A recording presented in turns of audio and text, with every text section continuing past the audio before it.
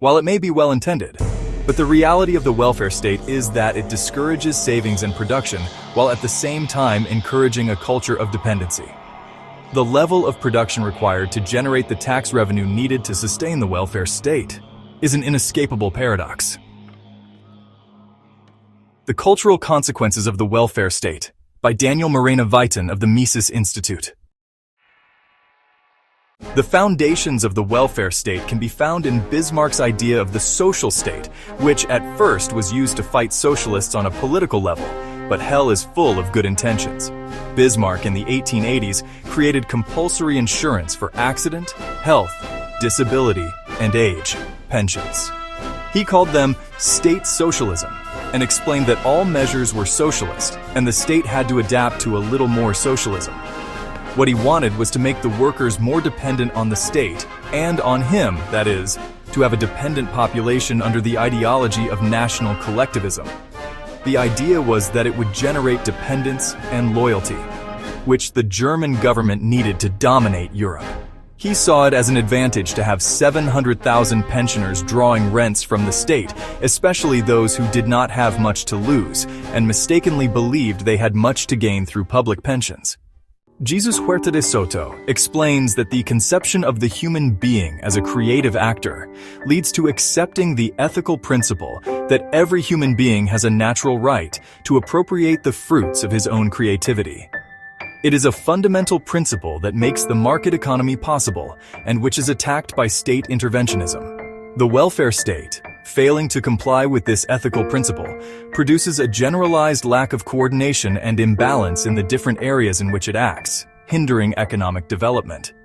These attacks on human creativity also mean that the welfare state is slow to innovate, always lagging behind its competitors in the development and application of new technologies. Hans Hermann Hoppe explains the consequences of social democracy from several perspectives. During the 19th century, suffrage increased progressively until the beginning of the 20th century, when universal suffrage for men, and later for women, became generalized. In the 20th century, compulsory military service was almost universalized. Taxes, indebtedness, and public employment increased. They destroyed the gold standard to replace it with fiat currency. The savings rate stagnated, and the preparation of intellectual elites and public education declined. But crime rates, dependency, structural unemployment, parasitism, psychopathy, and hedonism increased. The reason, as explained before, is that for the public, government moderation has only disadvantages. When you receive a subsidy without a quid pro quo, there is no incentive to be more productive in the future. As a result, productive activity and long-term forecasts decline. Redistribution taxes the most productive individuals by removing their incentive to produce, leading to the infantilization and moral degeneration of civil society. But the one who best exemplifies the economic and social disasters of the welfare state is James Bartholomew in his book The Welfare State We're In, who shows its evolution in the United Kingdom. He shows how, in the early 20th century, the masses went to soccer matches in suits, or how in the 1950s, the winners of boat races politely shook hands with their rivals. By contrast, in the 2000s, the winners made inappropriate gestures or soccer matches were full of alcoholic and violent hooligans in tracksuits.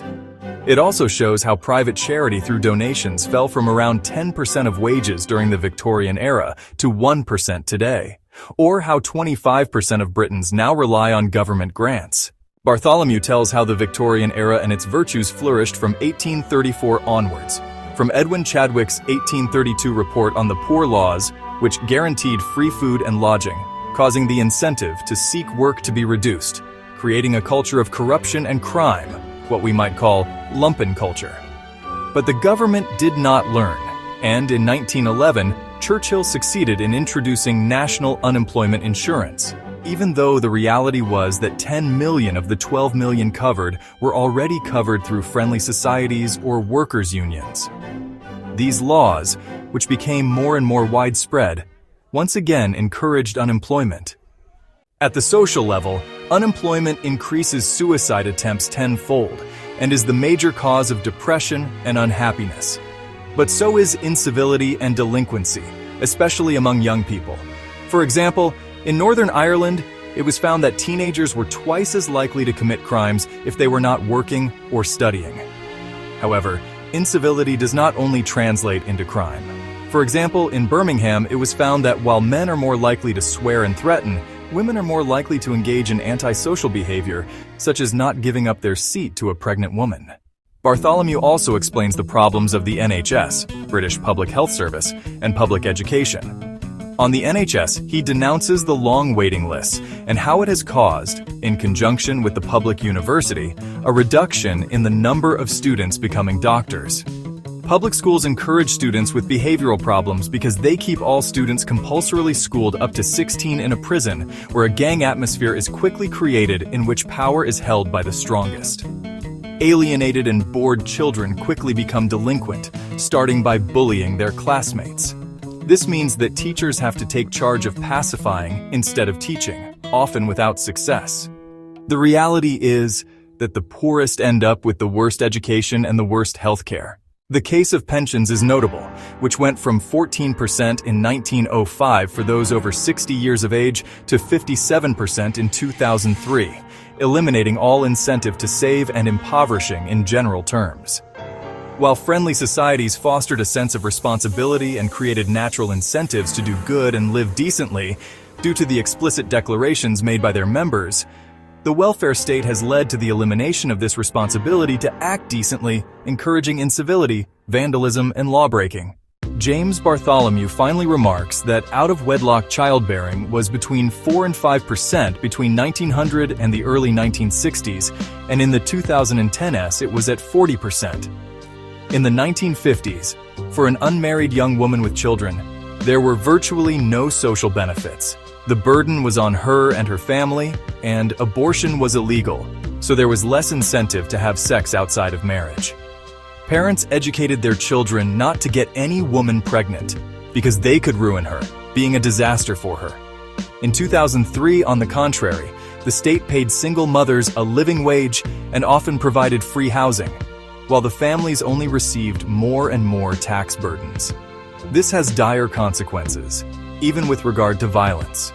The risk of domestic violence in marriage in 2001 is 0.2%, while cohabitation is 1.1%, more than 5 times higher. The risk of children being abused is 30 points higher if their natural mother lives with an unmarried man, but also 20 points higher if they are an unmarried cohabiting couple. In addition, the risk of children of single parents dropping out of school at 16 increases by 60%, having sex before 16 by 80%, or smoking or doing drugs before 15 by 100%. All of these policies and trends affect the poor the most. For example, divorce rates are 150% higher in the lowest income group compared to the highest. In contrast, married adult men are happier and healthier than single men, being, for example, half as likely to commit suicide or half as likely to drink. As we have explained, the welfare state has greatly harmed the poor, condemning them to unemployment and social marginalization. Therefore, if we really care about the poor, we must end the welfare state. Thank you for listening. Please tell your friends. Like and subscribe.